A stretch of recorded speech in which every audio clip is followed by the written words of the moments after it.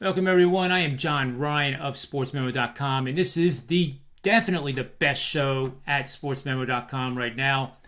And I'm proud to say that, Kevin, because it is. It is fun. We have a lot of entertaining stuff, but at the same time, we're pretty darn serious about the angles, the trends, breaking down games, giving out good bets like we did yesterday.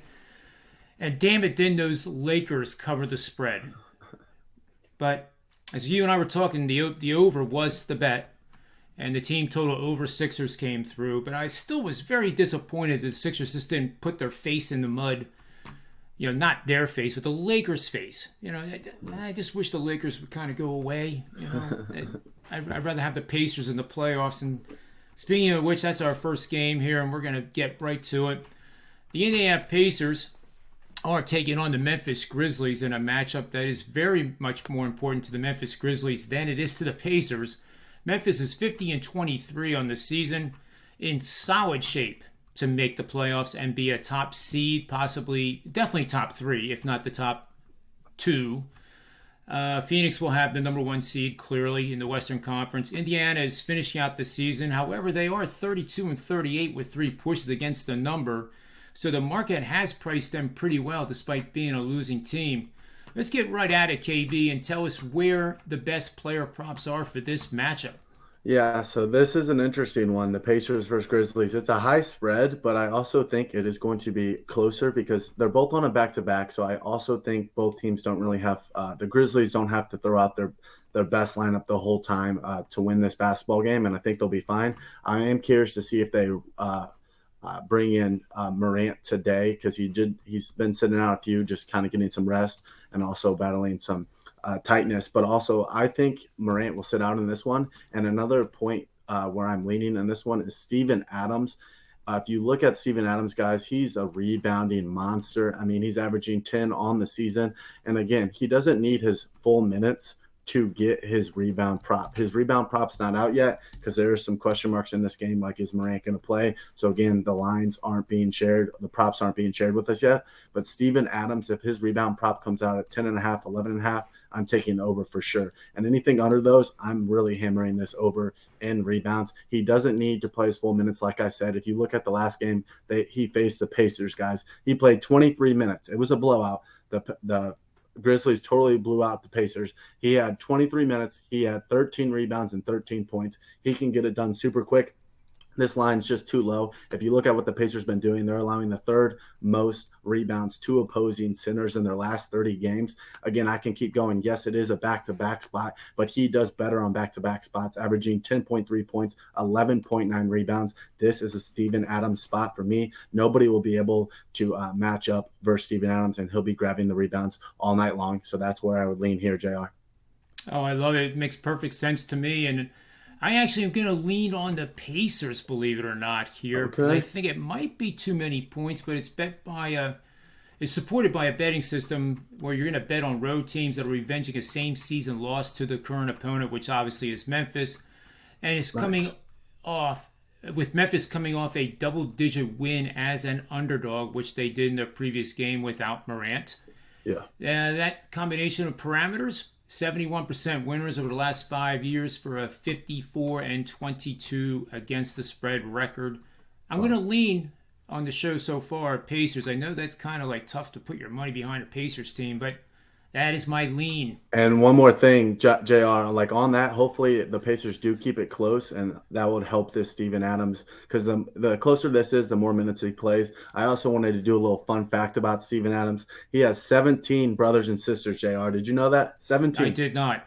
Okay, well, now I you did do, and not. it's pretty crazy. Wow. They're all 6'6", 6'10", 6'11". I mean, that's breeding material if you ever ask me.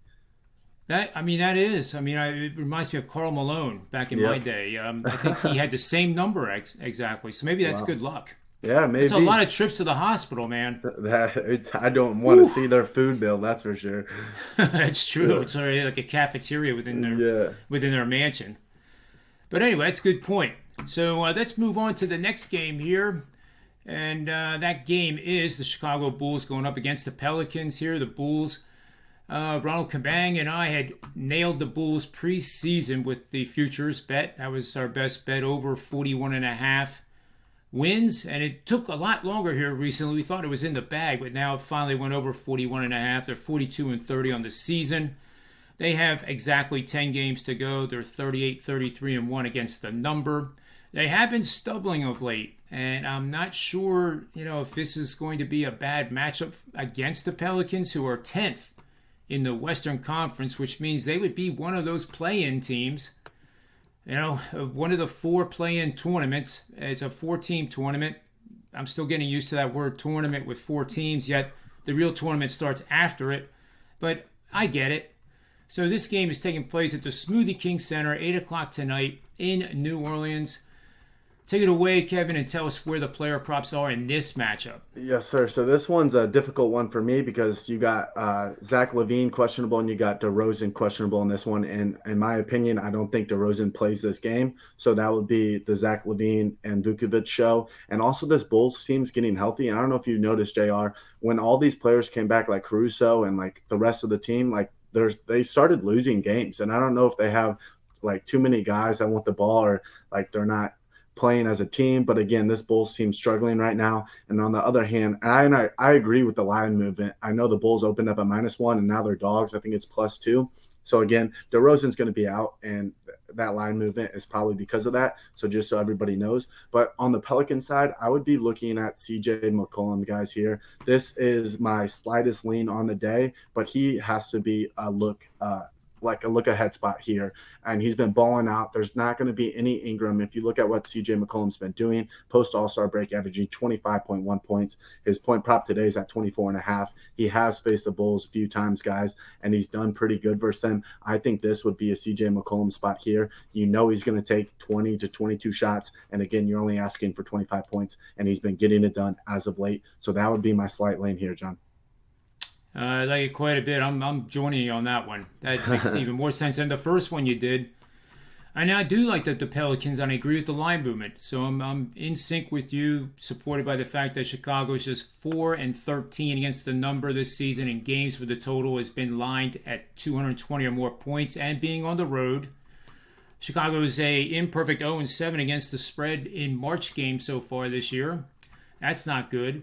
And they are also 1-8 in road games after having lost 4 or 5 of their last 6 games straight up this season. So You're right. The Bulls are not in good form right now, and I do agree with you. I think it's the chemistry issue, and I think they're too talented a team not to find it and get it right before the playoffs. But right now, I can't put my money behind them. But I would put my money behind them if I had a choice between betting the Lakers or the Bulls. I just want to make that clear. So let's move on to our next game here. And that's a little promo there for everybody to check out. And you can come back to that after this show is over, certainly, and just take it all in. It's a great deal for all 3 of us. 7 days of NBA picks, one low price. It's a no-brainer. It is an absolute no-brainer. We appreciate your support in joining us and trusting in our ability to provide you with some profits. So now with the Phoenix Suns here, which is our third and final game. Obviously, it gets tiring saying it, KB. The Phoenix Suns are first in the Western Conference. They also have the best record since game number 41 of the regular season. They're just destroying everybody right now. 59-14 is their record. They're coasting into the number 1 seed. They're 40-33 against the number. 38-34 over under. They're 29-6 on the road. I mean, that is, I don't recall a team like that since the Michael Jordan Bulls. Denver Nuggets are 6th in the Western Conference, solidly in the playoffs, in which will be a highly competitive Western Conference playoff scenario. They are 43-30 on the season, 33-39 against the spread. Take it away, KB, and tell me where to put my money in the player prop arena. Yeah, baby. We got the Suns versus the Nuggets. This is a close spread in this one. 231.5 total. Exactly what I like to see when looking for a player prop. And this one is going to be a little different from what I'm usually on, point props or like PRA lines. This will be an assist prop. Cameron Payne is his name. Guys, he's played in 51 games this year, but 40 of them have been off the bench. So just looking at the games he's starting, because he's starting now, guys, and he's been looking really good. 11 game sample size, averaging 31 minutes. 14.1 points, 4 rebounds, and 9.5 assists. Wow. This is the big key factor here. This man can dish the ball, and he's been looking good. I looked at his highlights, John. This man can do no-look passes, like behind-the-back passes. This man is stellar, and I like his assist prop over the number here. I don't have an official line just like the Steven Adams. It's not out yet because there's some game time decision injuries. But if this comes out at 7.5, even 8.5, I'm taking the over here. He's been getting it done, and that would be my play in this one. I love the breakdown, and to be honest, I don't have any lean one way or the other in this, and I think it, like to your point, we have some game time decisions to be made of who's going to play, who's not going to play, and I really can't make any commitment. I can tell you that Phoenix is 16-5 against the spread in a road game after they've covered the spread in 6 or 7 of the last 8 games and games played over the last 3 seasons, which is outstanding. But I don't know if it really applies to this matchup just yet, so I'll be neutral and a Swiss miss that we like to say. Not on one side, not on the other. Just kind of, lukewarm on both. So let's move to the final segment of our show, KB, and do our best bets for the show. And I'll let you start first. Cool. So I would have 2 officials here, and I haven't got to the window yet because the lines aren't out yet, guys. But these are 2 solid plays in my opinion. Steven Adams, I'm just going to guess his rebound prop's going to come out as 10.5. That will be a play for me. Take his over. If it hits 11.5, I still like it. Cameron Payne for the Suns, I'm taking his assist line. I'm guessing 7.5. If it comes out at 8.5, I still like it. Take the over. So assist overs and Steven Adams rebounds over. Those are my 2 official plays for the show, John.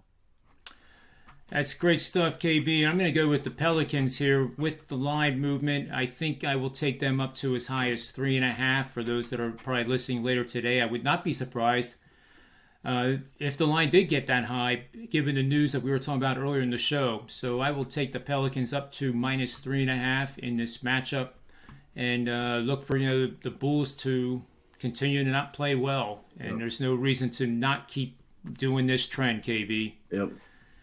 So any final words on what you have going on at SportsMemo.com that you want to share with everybody? Yeah, you guys can check me out on SportsMemo.com or follow me on Twitter at KBSports. And again, John pulled it up earlier, guys. That special, you can get 3 handicappers, me, JR, and Cabang, all for one price. So make sure you guys go take advantage of that at SportsMemo. It doesn't last very long. NBA season's running out, almost probably less than a month left, John, including playoffs. So it's an exciting time right now, and that's all I really got to say.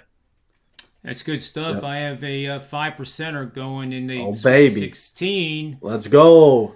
Yeah, you got it, man. 11-5 I am since the 2022 calendar year started. So how about you send that over to me later, JR? I will definitely give you a copy of it. Just don't. If you share it with anybody, just don't tell me it's from me because then it'll give me the whammy. Yeah, I got you. I got you. But yeah, no problem. But been fortunate enough to go 11-5 so far in all sports. 4-0 with 5%ers in the NBA. Don't have one of those yet, but maybe by the end of the month we will. So we're at the end of the show for the Thursday edition of the NBA Triple Double. We'll be back Friday with another edition of this NBA Triple Double show. And until then, remember 2 things always. Bet with your head, not over it. And may all the wins be yours.